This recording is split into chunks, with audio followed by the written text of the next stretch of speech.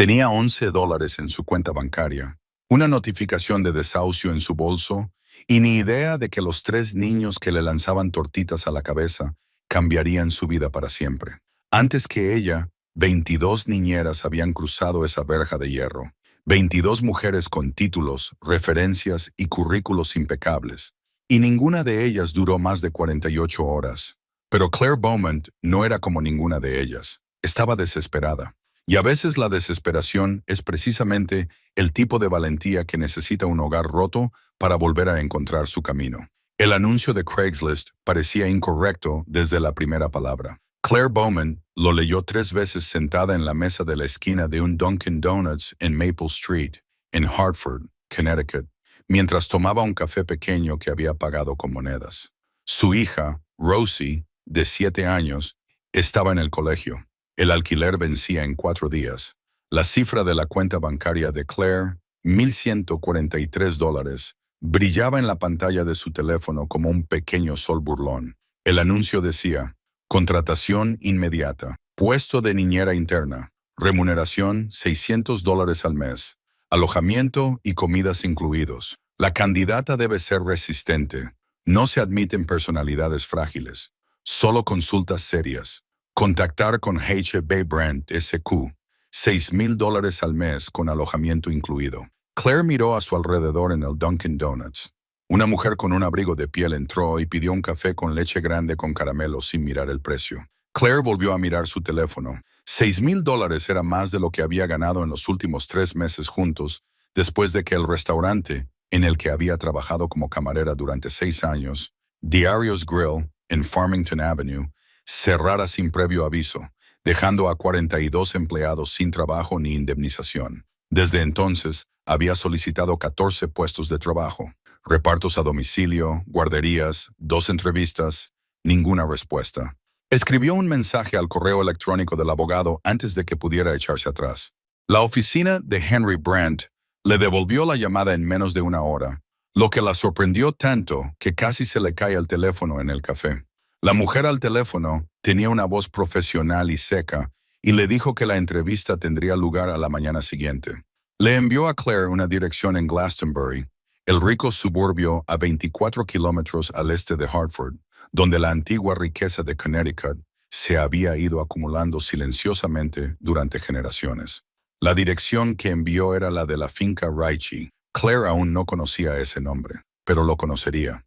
Tomó prestado el Honda Civic 2009 de su vecina Patty, dejó a Rosie en la escuela a la mañana siguiente y condujo hacia el este por la Ruta 2 hasta que las subdivisiones dieron paso a muros de piedra, cercas de hierro y largas entradas privadas que atravesaban bosques de viejos robles y arces. La propiedad de los Ritchie se encontraba al final de un camino de acceso de media milla, detrás de una verja que parecía pertenecer a una embajada europea. 2 hombres con abrigos oscuros estaban de pie en la caseta de la puerta. Uno de ellos revisó una carpeta antes de dejarla pasar sin decir nada. La casa era una mansión de piedra de 3 pisos, con 12 dormitorios según contó ella más tarde, con una cocina de chef, una bodega, un cine en casa, un gimnasio y un patio trasero que se extendía en 2 acres privados de jardín paisajístico. Debería haberle parecido acogedor. Le pareció una advertencia. Henry Brandt la recibió en el salón delantero, un hombre compacto de unos 60 años con cabello plateado, gafas de montura metálica y la cuidadosa neutralidad de alguien a quien se le paga por dar malas noticias con elegancia. Revisó su solicitud, le hizo 3 preguntas sobre su experiencia en el cuidado de niños y luego se recostó en su silla y dijo algo que ella no esperaba. Señorita Beaumont, voy a ser sincero con usted, porque creo que es más eficaz que engañarla. Desde enero se han contratado 22 candidatos para este puesto. Ninguno de ellos ha completado su segundo día. Los niños son difíciles. El señor Ritchie es un hombre reservado con expectativas específicas. La casa funciona con horarios estrictos y una seguridad muy estricta. Antes de que conozca a nadie, necesito saber si hay algo en su vida que le haría huir. Claire pensó en los $1,143. No, respondió ella. Henry la observó. Muy bien. La llevó arriba. Los oyó antes de verlos. Se oyó un estruendo detrás de una puerta al final del pasillo, seguido de risas, alegres y caóticas, y sin ningún remordimiento. Henry Brand suspiró por la nariz. Empujó la puerta. La habitación era enorme, una combinación de sala de juegos y dormitorio que claramente había sido hermosa en otro tiempo. Ahora parecía el resultado de un tipo de guerra muy específico, librada por personas pequeñas con energía ilimitada y sin ninguna consecuencia. Un puff había sido destrozado. Se habían construido estructuras de Lego con ambición arquitectónica y luego, aparentemente, se habían destruido con el mismo entusiasmo. Alguien había dibujado un elaborado mapa de la ciudad directamente sobre una sección de la pared blanca con un rotulador. 3 niños estaban de pie en el centro. Tenían 8 años. Eran idénticos en todos los aspectos significativos. Cabello oscuro, ojos oscuros ligeramente inclinados en las esquinas, mandíbulas cuadradas que ya empezaban a sugerir la estructura ósea de su padre. Llevaban las mismas camisas blancas, ahora en distintos estados de desastre. Una tenía un desgarro en la rodilla, otra tenía pintura en el cuello. La tercera, Leo, según descubriría, siempre identificable por la pequeña cicatriz sobre su ceja izquierda, resultado de un accidente en bicicleta. Sostenía lo que parecía ser un globo de agua dentro de la casa. «Estos son Leo Ashe y Nico Ritchie», dijo Henry. «Chicos, esta es la señorita Beaumont». Leo lanzó el globo de agua inmediatamente. Claire lo atrapó. No lo pensó. Fue un puro reflejo. La memoria muscular de 6 años llevando comida a través de un comedor abarrotado en Diageo's Grill mientras navegaba por pasillos estrechos y giros repentinos. Levantó la mano rápidamente. El globo golpeó su palma y ella lo sujetó intacto. El agua chapoteaba en su interior. La habitación se quedó en silencio. Los 3 chicos la miraron fijamente. Claire dejó el globo con cuidado en el suelo. Miró el mapa de la ciudad que había en la pared. «¿Es Hartford?», preguntó. Hubo una pausa. Entonces Nico, el más callado de los 3, el que observaba antes de actuar, dijo: «Es una ciudad falsa. Nos la hemos inventado». «¿Cómo se llama?» «Asheville», dijo Ash inmediatamente, satisfecho de sí mismo. «¡Qué nombre más horrible!», dijo Leo. «Estoy de acuerdo», dijo Claire. Ash se volvió hacia ella con una sospecha agresiva repentina.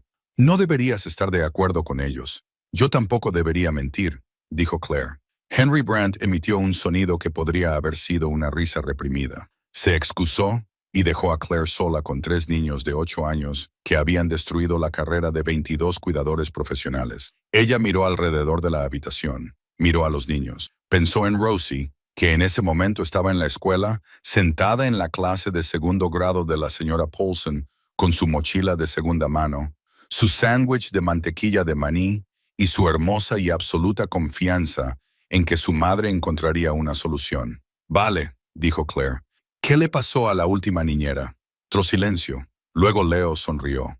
La sonrisa salvaje y ligeramente peligrosa que ella llegaría a conocer como la que significaba que él estaba decidiendo si confiar en alguien. «Lloró», dijo. «Mucho». «La anterior se encerró en el baño», añadió Ash, servicial. «¿Durante cuánto tiempo?» 6 horas, dijo Nico en voz baja. «Nos sentimos mal por eso». «¿Por cuál no os sentisteis mal?» «La señorita Harrow», dijo Leo inmediatamente. Los 3 estuvieron de acuerdo en esto, asintiendo con la solemne unidad que reservaban para los asuntos de consenso grupal. «¿Qué hizo?» «Cogió el cuaderno de dibujo de Nico», dijo Ash. «Dijo que dibujar no era productivo». Claire miró a Nico. Era el más callado. Ella ya lo había catalogado. Él aún no había sonreído. «¿Quieres enseñarme lo que dibujas?», le preguntó. Él la miró durante un largo rato. Luego se dirigió a una cómoda, abrió el cajón inferior y sacó un cuaderno de composición gastado con una goma elástica alrededor. Se lo entregó sin decir nada. Ella lo abrió con cuidado. Dentro había detallados dibujos arquitectónicos, edificios, puentes, secciones transversales de rascacielos ficticios anotados con una letra apretada y precisa. El nivel de razonamiento espacial era extraordinario para un niño de 8 años. Pasó las páginas lentamente, sin decir nada. Cuando llegó a la última página, cerró el libro y se lo devolvió. «Deberías ser arquitecto», le dijo. Nico recuperó su libro. Se sentó en el suelo con las piernas cruzadas. «De acuerdo», dijo, lo que ella descubriría que era su forma de elogiar. Había sobrevivido a los primeros 15 minutos. El segundo reto llegó exactamente a las 6:47 de la tarde. Oyó que se abría la puerta principal desde arriba. Percibió la calidad del silencio que siguió, la forma en que toda la casa parecía recomponerse, tomar aire y enderezarse. Leo que estaba en medio de una historia sobre por qué su última niñera le tenía miedo a los gansos. Al parecer, hubo un incidente. Dejó de hablar a mitad de la frase. Dante Ricci había llegado a casa. No era lo que ella esperaba. Ella esperaba frialdad. Esperaba una demostración de poder. La lentitud deliberada, los anillos pesados, el abrigo con cuello de piel que llevaban los jefes de la mafia en las películas. No había investigado nada antes de venir aquí. Pero el camino, la caseta de entrada, los dos hombres con abrigos oscuros y el vocabulario cuidadoso de Henry Brandt habían creado una imagen en su cabeza. Dante Ricci entró en la cocina, donde ella estaba calentando sopa para los niños, y estaba cansado, no débil, ni blando. Cansado de la forma en que algunos hombres se cansan cuando llevan mucho tiempo cargando con algo enorme y se niegan a soltarlo. Era alto, 1,88 metros, quizá más, con el pelo oscuro ligeramente plateado en las sienes, aunque no podía tener más de 38 años. Llevaba un traje gris oscuro y caro, y lo llevaba con la naturalidad de un hombre que nunca ha tenido que pensar en lo que se pone. Sus ojos eran del mismo tono oscuro que los de sus hijos, y cuando se posaron en ella, se agudizaron inmediatamente con la especial alerta de alguien acostumbrado a evaluar amenazas. «Sigues aquí», dijo. «La última vez que lo comprobé», respondió Claire. Se volvió hacia la cocina. No estaba fingiendo valentía. Realmente no tenía capacidad para fingir. Estaba vigilando la sopa. Un momento de silencio. La agencia dijo, «Tienes experiencia. Fui camarera durante 6 años. Soy buena gestionando el caos y no me entra el pánico cuando me lanzan cosas». Hizo una pausa literal. Él no dijo nada. Ella le oyó servir un vaso de agua desde la foto que había en la encimera. Se arriesgó a mirar por encima del hombro. Él la observaba con una expresión que ella no podía descifrar. «El señor Brandt dijo que tenías preguntas sobre el puesto». Ella dijo que el puesto se había cubierto 22 veces. Él dijo, «La pregunta que tengo no es sobre tus cualificaciones. Entonces, ¿qué es? ¿Por qué no has corrido?» Su voz era monótona. No era cruel.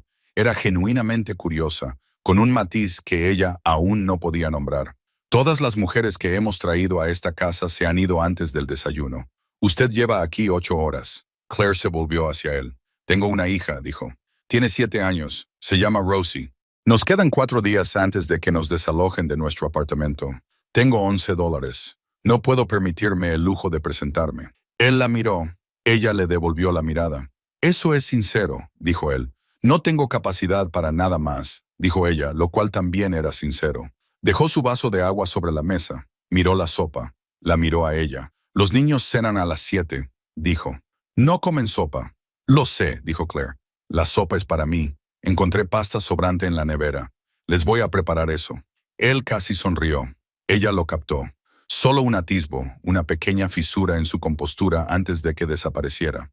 Salió de la cocina sin decir nada más. A las 7, sirvió la pasta. Leo se comió la mitad y declaró que estaba aceptable. Ash se comió todo y pidió repetir, lo que él tomó como un cumplido de primer orden. Nico comió despacio, deliberadamente, como hacía con la mayoría de las cosas, y cuando terminó, dijo, «Gracias», con una voz suave y precisa que le provocó algo inesperado en el pecho. Esa noche se acostó en la habitación de invitados que le habían asignado, una habitación más grande que todo su apartamento, y se quedó despierta mirando al techo, pensando en Rosie, en los $11, en los ojos cansados de Dante Ricci, y en la pequeña fractura que casi se había convertido en una sonrisa. No huyó. Por la mañana preparó el desayuno. Se levantó a las 5:45. Era una vieja costumbre. La parrilla de Diageo había abierto para el desayuno los fines de semana, y ella había trabajado en esos turnos durante años. Encontró la cocina bien surtida, organizada de forma profesional y tan intimidante como una cocina diseñada por alguien con dinero y atendida por gente que sabía lo que hacía. Preparó tostadas francesas, no tostadas francesas sofisticadas, sino del tipo que solía hacer su madre. Pan grueso, huevo y crema de canela cocinada en mantequilla auténtica hasta que los bordes se caramelizaron. servidas con azúcar glass y fresas frescas del cuenco que encontró en la encimera. Hizo suficiente para 5 personas. A las 6:30, subió las escaleras y llamó a la puerta del chico. Desayuno, dijo. Silencio. He hecho tostadas francesas. Más silencio. Luego, el sonido de 3 pares de pies diferentes golpeando el suelo con distintos grados de entusiasmo. Bajaron en pijama, Leo primero, con los ojos aún somnolientos y el pelo revuelto. Ash justo detrás de él, ya despierto con ese aire ligeramente sobreexcitado que tenía. Nico fue el último, con calcetines que no hacían juego, y llevando su cuaderno de dibujo como si fuera una extremidad. Se sentaron en la isla de la cocina. Ella puso los platos delante de ellos. El primer bocado de Leo produjo un silencio absoluto. El segundo produjo un sonido, uno bajo e involuntario, que ella reconoció por años de observar a la gente comer alimentos que les sorprendían. Ash ya había vaciado la mitad de su plato con la intensidad concentrada de una pequeña máquina. Nico comía despacio, como siempre, pero sus ojos eran diferentes esa mañana, más cálidos, más presentes. Nuestra madre solía hacer esto, dijo Nico. La cocina se quedó en silencio de una manera diferente. Claire mantuvo la voz tranquila. ¿De verdad? Antes de irse, dijo Ash. Su tono era deliberadamente casual, la naturalidad ensayada de un niño que ha aprendido a decir cosas difíciles como si no importaran. Claire había leído el expediente que Henry Brandt le había dado. Isabel Ritchie, no, Isabel Carver, de una familia de Boston, se había marchado hacía 2 años. El expediente era breve y cuidadosamente vago sobre las circunstancias. Los niños tenían 6 años. No había visitas ni contacto. La razón oficial que figuraba en el expediente era la ruptura irremediable del matrimonio. La razón no oficial estaba enterrada en algún lugar al que Claire no tenía acceso. No la conocía, dijo Claire con cautela, pero si hacía tostadas francesas como estas, tenía buen gusto. Leo levantó la vista de su plato. ¿Te quedas?, preguntó con la franqueza propia de los niños de 8 años cuando intentan que no parezca que les importa. Eso pienso, respondió Claire. Los demás siempre decían eso. Lo sé, dijo Claire. Tengo más razones para quedarme que para irme. Oyó la puerta de la cocina. Se volvió. Dante Ritchie estaba allí de pie, con una camisa oscura, la corbata ya aflojada a esas horas, sosteniendo su teléfono en una mano y mirando a sus 3 hijos comer tostadas francesas a las 6:30 de la mañana. Algo que sospechaba que no había sucedido en mucho tiempo. Miró el plato que ella había colocado al final de la isla. «Ese es tuyo», dijo ella. «Si lo quieres». Se sentó. Comió. No dijo nada, pero se lo comió todo.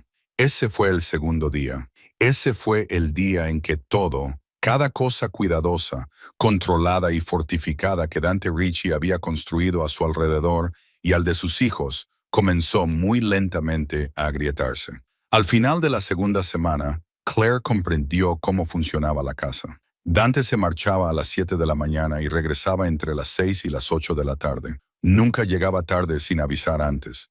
Asistía a todas las cenas que podía. Ella se dio cuenta de esto, lo archivó y lo añadió al retrato que estaba construyendo. Un hombre que se presenta a cenar es un hombre que se esfuerza. Su oficina estaba en la planta baja, detrás de una puerta que requería una tarjeta de acceso, y ella nunca se acercó a ella.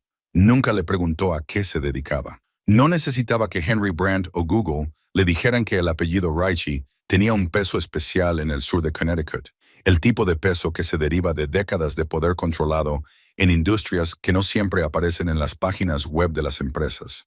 En otras palabras, sabía que no era ingenua. También sabía que los 2 hombres de la garita cambiaban de turno cada 8 horas, que las cámaras de seguridad cubrían cada centímetro del exterior y la mayor parte de la planta baja, que había un hombre llamado Vincent Moretti que aparecía 3 o 4 veces por semana, fornido, de unos 45 años, con una cicatriz en la mandíbula y unos ojos que catalogaban cada habitación en la que entraba, y que cuando Vincent llegaba, la energía ya controlada de Dante se comprimía en algo más tenso y peligroso. Se mantuvo útil, se mantuvo honesta, no se entrometió.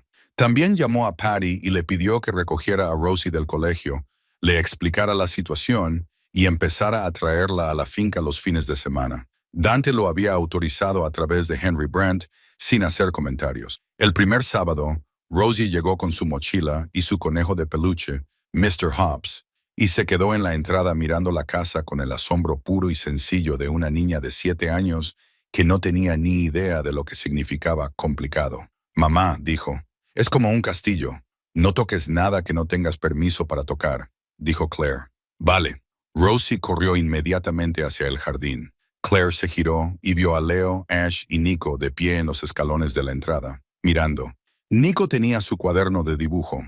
Al mediodía, los 4 estaban en el jardín, y Nico dibujaba el perfil de Rose mientras ella narraba una elaborada historia sobre Mr. Hobbs, el Leo y Ash, que escuchaban con la atención absorta de los niños que se encuentran con un narrador verdaderamente original. Dante llegó a casa temprano ese sábado. Se quedó de pie junto a la ventana de la cocina durante un largo rato, observando a los 4 niños en su jardín. Claire estaba en la encimera preparando sándwiches. Lo vio por el rabillo del ojo, pero no dejó de hacer lo que estaba haciendo. Tiene tus ojos, dijo él.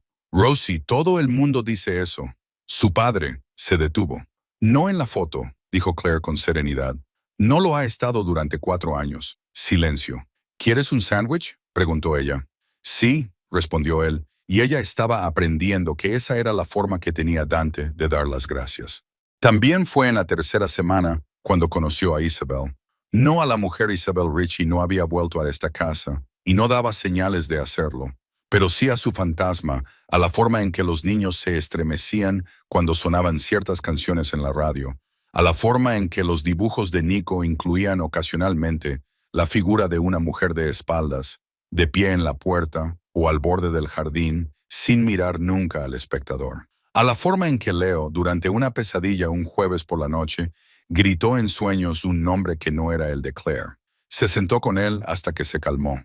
No lo mencionó por la mañana. Lo que sí mencionó con cuidado a Dante una noche, cuando los niños estaban dormidos y lo encontró en la cocina a las 11 con un vaso de whisky, fue que pensaba que a los niños les vendría bien hablar con alguien, un terapeuta, alguien fuera de casa. Esperaba resistencia.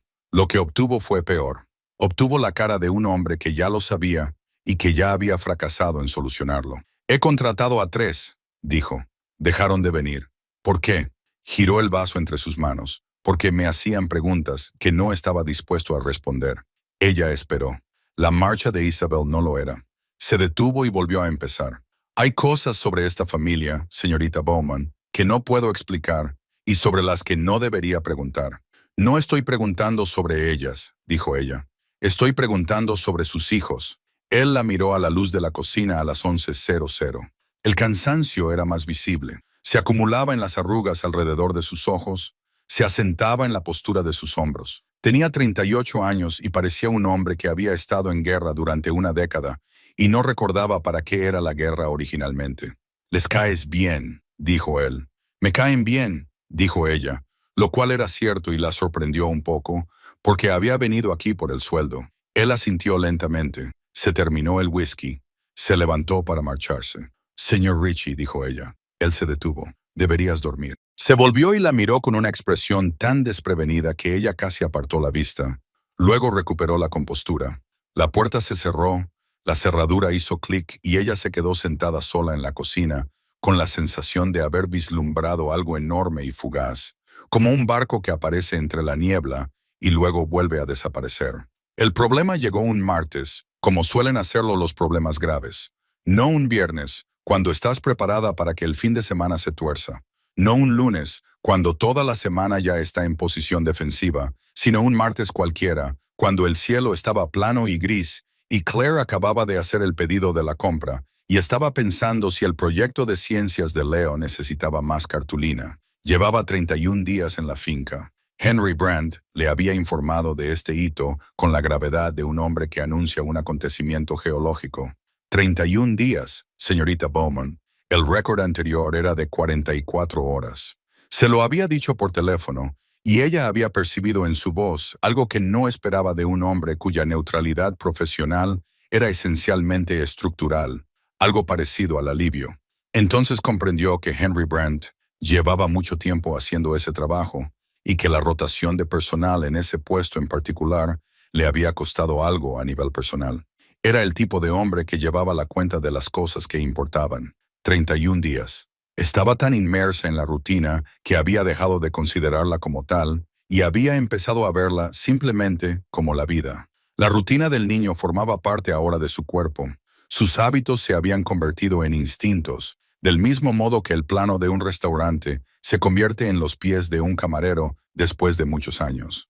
Sabía que Leo necesitaba 5 minutos de silencio por la mañana antes de estar listo para hablar, que Ash comía cualquier cosa si se le llamaba de forma interesante, que Nico siempre se detenía en lo alto de la escalera cada mañana y miraba por la ventana del rellano al jardín antes de continuar bajando. Un pequeño ritual privado que él nunca había explicado y ella nunca había preguntado. Conocía la casa, conocía sus ritmos. También sabía, de la forma silenciosa y catalogada en que sabía la mayoría de las cosas, que estaba desarrollando sentimientos por Dante Ricci que no tenían por qué existir en ese contexto. Lo manejó como manejaba la mayoría de las verdades incómodas. Lo reconoció ante sí misma con total honestidad y luego lo guardó en un cajón, lo cerró y siguió con el desayuno. Era una mujer práctica. Años sin otra alternativa la habían convertido en práctica. Había una línea entre ellos que era apropiada, sensata y profesionalmente correcta. Y ella la mantenía como se mantiene la costura de una prenda, con firmeza, de forma invisible, para que nada se deshilache. Entonces, Vincent Moretti llegó por la mañana. Siempre venía por la tarde. Esto había sido así en todas las visitas del último mes. 2, a veces 3 veces por semana, a media tarde, por la entrada lateral, directamente a la oficina de Dante. Claire había incorporado esto a su comprensión de la geografía de la casa. De la misma manera que se coloca un mueble en una habitación, simplemente estaba donde estaba. No se movía. Se navegaba a su alrededor sin pensar. Vincent llegaba a las 8:40 de la mañana, antes de que los niños se fueran al colegio y antes de que Dante terminara su segundo café. Ese no era el lugar donde se suponía que debía estar el mueble. Venía con 2 hombres que ella nunca había visto. Eran grandes, de esa forma particular en que algunos hombres son grandes. No grandes por hacer gimnasia, ni grandes por ser atletas, sino grandes por su constitución, ensamblados para fines específicos. El tipo de hombres cuyo tamaño es inseparable de su función. Se movían con cuidado por el vestíbulo, como se mueven las personas cuando están siempre, en todo momento, ligeramente preparadas para que algo salga mal. Claire estaba en la cocina. Los oyó entrar. Oyó la voz de Vincent, baja, directa, urgente, de una forma que no había sido en las visitas de la tarde, y oyó el sonido de la puerta del despacho de Dante cerrándose con la firmeza de algo sellado. Preparó los almuerzos del niño. Revisó la carpeta de tareas de Nico. Firmó el permiso de Leo para la excursión que de alguna manera había olvidado y que vencía hoy, lo cual fue una pequeña crisis que manejó con la competencia enfocada de alguien que maneja las crisis menores antes de que las mayores se hayan presentado. Llevó a los niños a la escuela. Regresó. El coche de Vincent todavía estaba allí.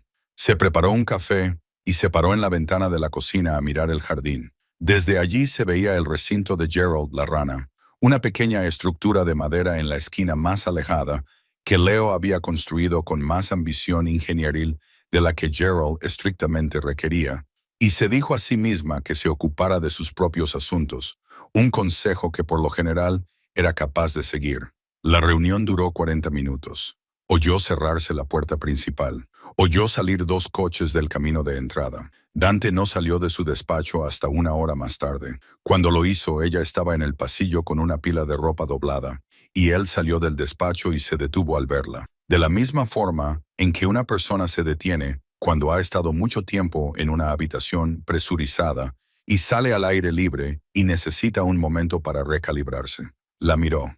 «Lleva a los niños a casa de Patty este fin de semana», dijo. Su voz era tranquila y baja, o al menos así la percibían ellos, en un tono cómodo. Ella se apretó la ropa contra el pecho. «¿Qué está pasando?» «Nada en lo que quiera que te involucres. Eso no es una respuesta, es la respuesta que tengo», dijo él. No con dureza, con la precisión particular de un hombre que sabe exactamente cuánta información está dispuesto a dar y cuánta no. «¿Están los niños a salvo?», preguntó ella. «Sí», sin pausa, sin matices. La palabra salió con el peso de una promesa, que era diferente de una garantía. Las garantías eran fáciles, las promesas tenían un coste. Ella estudió su rostro. Él la dejó mirar. De acuerdo, dijo ella. Subió las escaleras con la colada. Llamó a Patty esa tarde y organizó el fin de semana. Debería haberlo dejado ahí. Estaba despierta a medianoche. Llevaba despierta desde las 11, tumbada en la oscuridad, repasando los acontecimientos de la mañana con la parte tranquila y analítica de su mente que nunca se apagaba del todo. Cuando se levantó para beber un vaso de agua, no porque tuviera sed, sino porque permanecer inmóvil mientras su cerebro trabajaba era una especie de incomodidad activa, y moverse por una casa a oscuras era, al menos, una incomodidad diferente. Bajó por la escalera trasera. La luz de la cocina estaba encendida. Oyó su voz antes de llegar a la puerta, baja y controlada, la voz que usaba cuando contenía algo que quería ser más grande. Se detuvo en el pasillo. Sabía que debía seguir subiendo las escaleras, volver a la cama, volver a la práctica tarea de ocuparse de sus propios asuntos. Tenía a Rosie durmiendo 3 puertas más allá. Tenía un trabajo que necesitaba. Tenía muy claro lo que les pasaba a las personas que se metían en asuntos que no les incumbían. Se quedó en el pasillo y escuchó. El trato con Castellano está cerrado, Vincent. No voy a reabrirlo.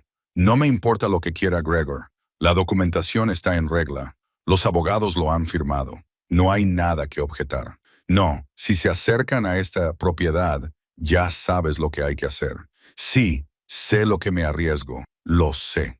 Las últimas 3 palabras sonaron diferentes al resto. El resto había sido controlado. Controlado, táctico. La voz de un hombre que trabaja en un problema. Esas últimas 3 palabras no fueron controladas.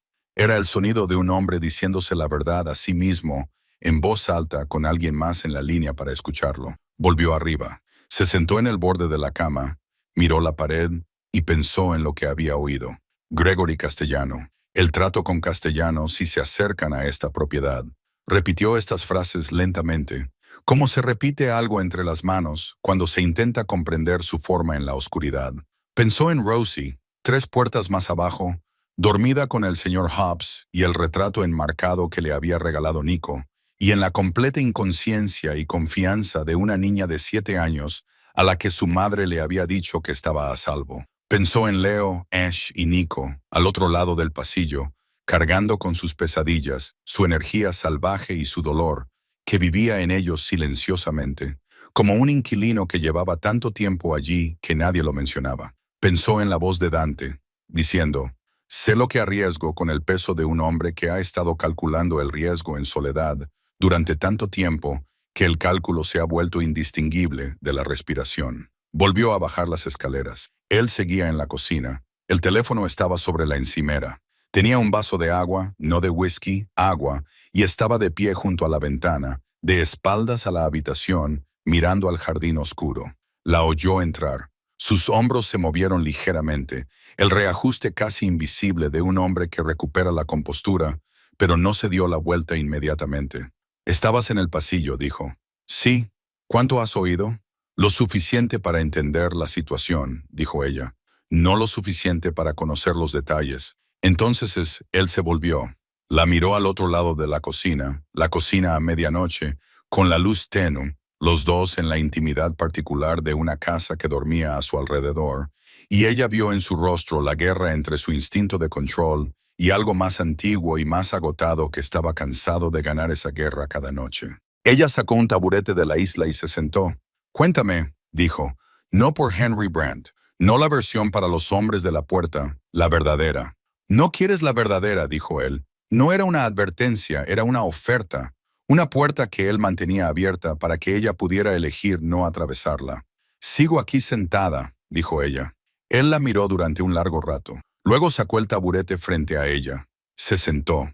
Dejó su vaso de agua en la encimera, juntó las manos, las miró y luego la miró a ella. Empezó a hablar. Ella no se movió durante 2 horas. Hizo 3 preguntas en total, pequeñas y específicas. Las preguntas de alguien que escuchaba en lugar de esperar para responder. Y él las respondió completamente. Lo que ella entendió que era inusual, lo que ella entendió que le costaba algo.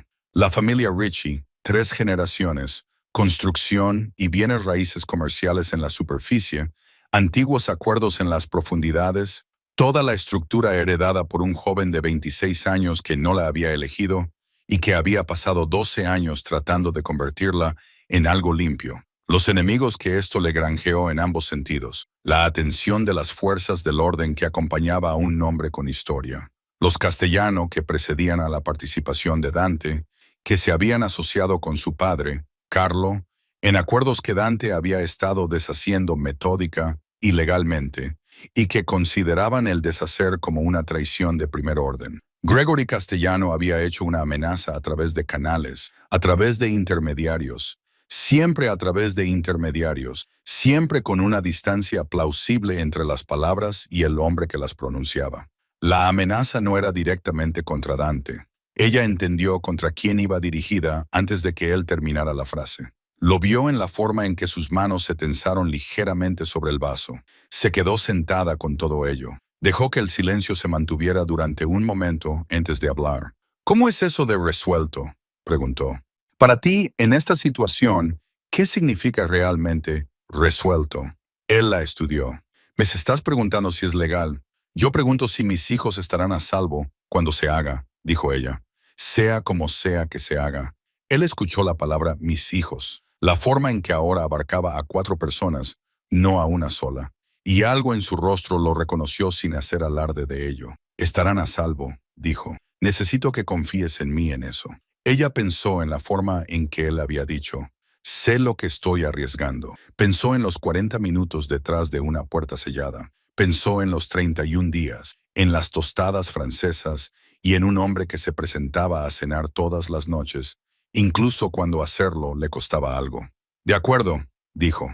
Se levantó, enjuagó su vaso, lo miró una vez más al otro lado de la cocina. Duerme un poco, dijo. Pase lo que pase, vas a necesitar estar más despierto de lo que estás ahora. Él parpadeó. Era la vez que más sorprendido lo había visto nunca. Ella subió las escaleras. Se tumbó en la oscuridad y escuchó la casa y pensó en cómo estaban las cosas, en lo que había encontrado, en lo que había elegido para quedarse dentro, y en si esas eran la misma decisión o 2 diferentes tomadas con un mes de diferencia.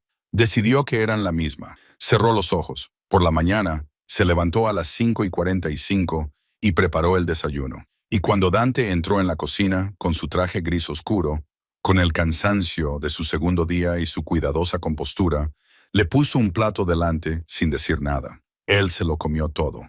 Eso significaba algo. A estas alturas, ella estaba casi segura de que ambos sabían lo que significaba. Las siguientes 5 semanas fueron las más complicadas de la vida de Claire Beaumont, y ella había vivido algunos años realmente complicados. Un embarazo en soledad a los 23 años. Una pareja que se marchó sin la decencia de una despedida de verdad.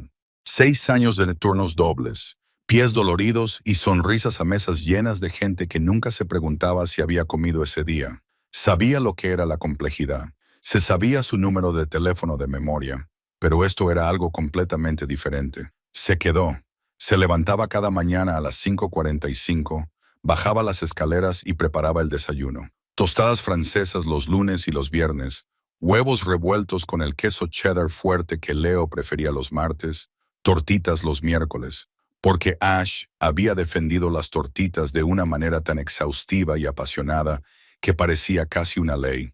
Se encargaba de los deberes, de recoger a los niños del colegio y del caos rotatorio de 3 niños de 8 años que expresaban su amor principalmente a través de daños materiales y discusiones. Programaba las citas con el dentista y se ocupaba de los registros de lectura de los martes por la noche que Nico, el único de los 3, completaba sin negociar. Hacía todo esto como hacía todo lo demás, con las mangas remangadas y los ojos bien abiertos. Y se decía a sí misma, especialmente por las mañanas, que esto era un trabajo por el que estaba agradecida, un trabajo que tenía 4 paredes y un techo y un distrito escolar para Rosie, y un sueldo que llegaba a su cuenta el primer día del mes con la fiabilidad de algo por lo que nunca había tenido que preocuparse. Se decía a sí misma que esto era un trabajo. Casi se lo creyó. Rosie había dejado de llamar a la finca El Castillo a la 3ª semana, y así fue como Claire supo que su hija se había adaptado, como se adaptan los niños, de forma completa y sin ceremonias, como el agua encuentra su nivel. Ahora se refería a ella simplemente como aquí, como en cuando lleguemos a casa, aquí. Y el jardín aquí tiene una rana. Mamá, la he llamado Gerald. Leo había confirmado que la rana era real y sin que nadie se lo pidiera, le había construido a Gerald un pequeño recinto con materiales que encontró en el cobertizo del jardinero, lo cual era una muestra de auténtica amabilidad o un experimento de ingeniería, o ambas cosas. Con Leo siempre eran ambas cosas. Ash le enseñó a Rosie a jugar al ajedrez. No fue un acto neutral. Ash abordaba el ajedrez como los generales abordan el territorio, con una estrategia a largo plazo y sin piedad, pero le enseñó con una paciencia que no aplicaba a nada más en su vida, corrigiéndola con delicadeza, repitiendo posiciones, explicando la lógica detrás de las piezas con la seriedad concentrada de una persona que finalmente ha encontrado un tema que puede compartir. En 3 semanas, Rosie le ganó. Lo hizo sin entender muy bien cómo. Ash se quedó mirando el tablero durante 1 minuto entero y luego dijo, «Vale, vamos a volver a jugar». Fue lo más respetuoso que Claire le había oído decir jamás. Nico dibujó el retrato de Rose por tercera vez a principios de octubre. Este lo enmarcó él mismo con un marco que encontró en el trastero y repintó de dorado con materiales que adquirió por medios que siguen sin estar claros. Se lo entregó a Rosie sin explicaciones ni ceremonias. Simplemente llamó a su puerta y se lo entregó, y Rosie lo sostuvo con la reverencia de alguien que recibe algo que sabe que es importante, aunque no pueda explicar del todo por qué. Esa noche lo colgó encima de su cama. Nico no dijo nada al respecto, pero Claire se fijó en que a la mañana siguiente pasó 2 veces por delante de la puerta de Rose, cada vez en un ángulo que le permitía ver el marco en la pared. Dante venía a cenar a casa todas las noches.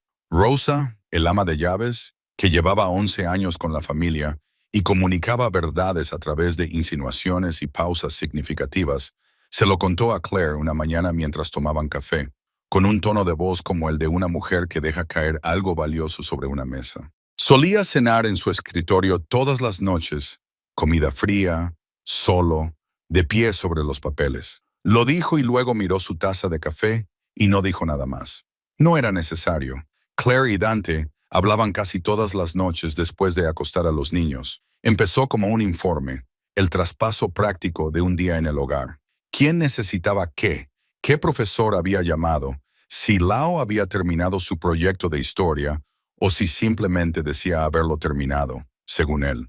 Pero evolucionó como lo hacen las conversaciones nocturnas, cuando 2 personas están lo suficientemente cansadas como para dejar de actuar y entrar en otro territorio. Hartford Winters, la cocina de su madre. La particular injusticia de nacer con una identidad que no has elegido y ser responsable de ella de todos modos. La soledad específica de la paternidad cuando la ejerces sin pareja. La soledad no de estar solo en una habitación, sino de ser el único adulto en una habitación llena de necesidades.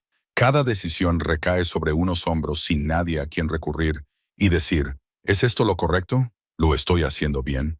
Ella entendía esa soledad.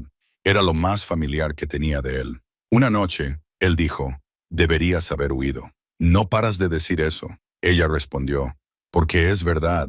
Huir requiere una energía que no tengo, dijo, y un lugar al que huir. Él se quedó callado un momento. Ahora tienes uno, la cuenta bancaria, el distrito escolar. Podrías llevarte a Rosie e ir a algún lugar que no sea este. Ella lo miró al otro lado de la isla de la cocina. La luz era tenue, era tarde y él tenía esa mirada que a veces ponía a esa hora de la noche, despojado de la capa exterior. Solo el hombre que había debajo, el que comía solo comida fría en su escritorio todas las noches durante años. ¿Es eso lo que quieres?, preguntó ella. Tardó mucho en responder. No, dijo.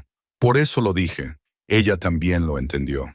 Lo que dices en voz alta, porque temes que, si no lo dices, te llevará a algún lugar al que no estás preparado para ir.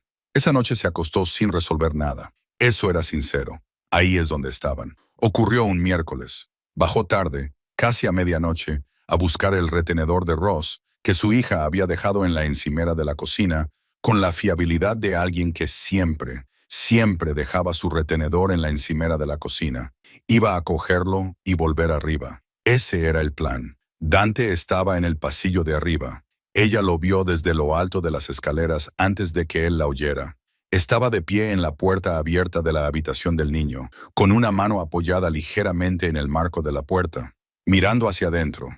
La luz del pasillo estaba apagada. La única iluminación provenía de la tenue luz nocturna del interior de la habitación, un pequeño resplandor ámbar que caía sobre las 3 camas y las 3 figuras dormidas, con la delicadeza particular que la luz nocturna reserva para los niños. Leo estaba tumbado en diagonal sobre su colchón, con un brazo extendido hacia un lado, completamente horizontal mientras dormía, de la misma forma en que era completamente lateral en su vida despierto, moviéndose siempre de lado hacia cualquier espacio que existiera, llenándolo. Ash estaba acurrucado de lado con un libro abierto sobre el pecho y la cara boca abajo sobre la almohada a su lado, como si hubiera estado estudiando cuando el sueño simplemente se impuso. Nico estaba boca arriba, con las manos a los lados, completamente inmóvil, tranquilo, con una paz profunda y serena. Solo estaba tranquilo cuando estaba inconsciente. La tensión observadora constante de sus horas de vigilia había desaparecido por completo. Su rostro parecía más joven sin ella, más suave, como el de un niño. Dante se quedó de pie mirándolos. Claire había visto muchas expresiones en su rostro durante las últimas 5 semanas. La neutralidad controlada que mostraba al mundo. La concentración peligrosa y comprimida que tenía cuando llegó Vincent. La leve sonrisa que a veces no lograba reprimir. La honestidad desnuda de la madrugada que solo emergía en las cocinas después de medianoche. No había visto esto. Lo que había ahora en su rostro no tenía armadura alguna. Era dolor y terror y algo tan grande y desprotegido que no tenía un nombre claro. El amor que una persona siente por las cosas que sabe que podría perder, que casi ha perdido, siempre está en el acto de intentar protegerlas. Era el rostro de un hombre que dirigía un imperio con una compostura de hierro y que se desmoronaba en un pasillo ante 3 niños dormidos que no habían pedido nacer con el peso de su nombre. Se quedó muy quieta. Debería haber vuelto a bajar. Lo sabía como se sabe. Al pisar el hielo se sabe que el suelo es inestable. Claramente ya era demasiado tarde. Ella dijo su nombre, Dante. Él se volvió, la vio y durante 3 o 4 segundos, lo suficiente para que fuera irreversible. Él se quedó con el rostro completamente abierto y ella se quedó con el suyo, y el pasillo los envolvió a ambos en un silencio que no era vacío, sino pleno. Esperaron. El silencio antes de algo que no se puede deshacer. Él cruzó el espacio que los separaba. Ella no retrocedió. Él la miraba con una expresión que ella reconoció de las primeras semanas, la misma que usaba cuando se encontraba al borde de algo que no estaba seguro de que fuera seguro. La mirada evaluadora, la mirada de evaluación de amenazas, pero dirigida a nada amenazante, dirigida a ella, al hecho específico y ordinario de que ella estuviera de pie en el pasillo en calcetines a medianoche, y fuera cual fuera la evaluación que él estuviera haciendo, llegó a su conclusión y dijo su nombre.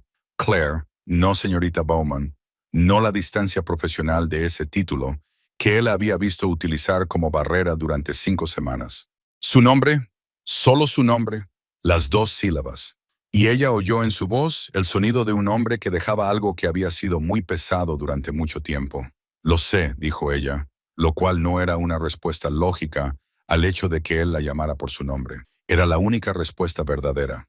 Él la besó, y fue un beso cuidadoso, vacilante, casi interrogativo. Y luego dejó de ser cuidadoso porque todo lo que se había acumulado en 5 semanas de cocinas tardías, y silencios compartidos, y mesas de desayuno, y el peso específico exacto de ser vista por alguien que prestaba verdadera atención. Todo eso se liberó de golpe. Y cuando él se apartó, su frente descansó contra la de ella, y ambos respiraban de forma diferente a como lo habían hecho antes.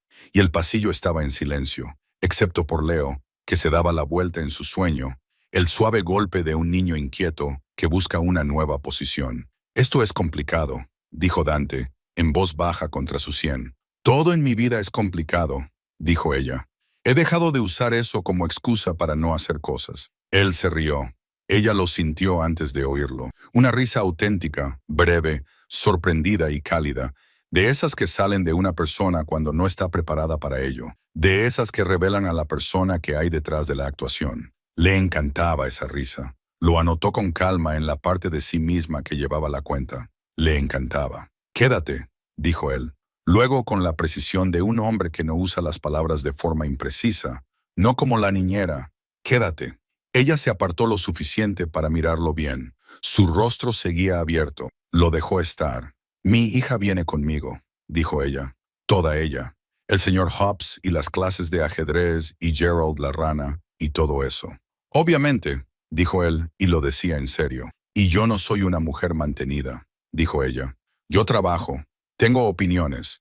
Te diré cuando creo que te equivocas. Y creo que te equivocas más a menudo de lo que estás acostumbrado a oír. Lo sé, dijo él, y ahí estaba. Sus propias palabras le volvieron. Las mismas dos sílabas, la misma simplicidad. De acuerdo, dijo ella. De acuerdo, dijo él en el pasillo, bajo el resplandor ámbar de la luz nocturna. Nico se movió en su sueño. Su brazo se separó de su costado, con la palma abierta hacia arriba, el gesto involuntario de alguien que sueña con alcanzar algo. Luego se volvió a acomodar, todavía tranquilo, solo un niño. Claire y Dante se quedaron en el pasillo un momento más, con las frentes juntas, el peso de la casa a su alrededor, los niños dormidos, el largo camino de entrada, la verja de hierro, toda la complicada, blindada e imperfecta vida de este lugar. Y entonces ella se apartó, lo miró y dijo, «Los niños todavía necesitan desayunar por la mañana». «Sí», dijo él, «es cierto». Ella bajó las escaleras. Cogió el retenedor de Rose de la encimera de la cocina. Volvió a subir. Se acostó. Se tumbó en la oscuridad y escuchó cómo respiraba la casa a su alrededor. Los pequeños sonidos de un gran edificio en reposo. El lejano tic-tac del sistema de calefacción. El débil sonido del viento en las ventanas que daban al jardín. Y pensó en los $11.43 de Dunkin' Donuts en Maple Street y un anuncio en Craigslist que le había parecido extraño desde la primera palabra, y un globo de agua que había atrapado por reflejo, y un cuaderno de dibujo lleno de mujeres de espaldas en las puertas, y un hombre cansado comiendo tostadas francesas con un traje gris oscuro, y 3 niños en pijama, que habían derrotado a 22 profesionales y habían sido derrotados por una camarera de Hartford que no tenía energía para correr. Pensó en todo eso. Durmió mejor que en años. Por la mañana se levantó a las 5:45. Bajó las escaleras. Preparó el desayuno. Los 5 se sentaron a la mesa.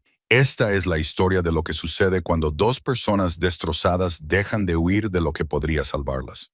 Y una mujer demasiado desesperada para tener miedo resultó ser lo suficientemente valiente como para marcar la diferencia.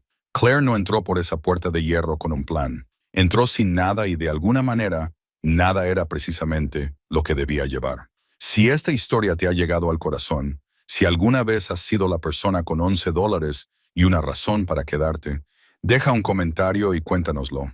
Comparte esto con alguien que necesite oír que la elección desesperada es a veces la más valiente. Dale a me gusta, dale a suscribirse, porque acabamos de empezar y la próxima historia es aún más alocada. Y si aún no te has suscrito, ¿a qué esperas?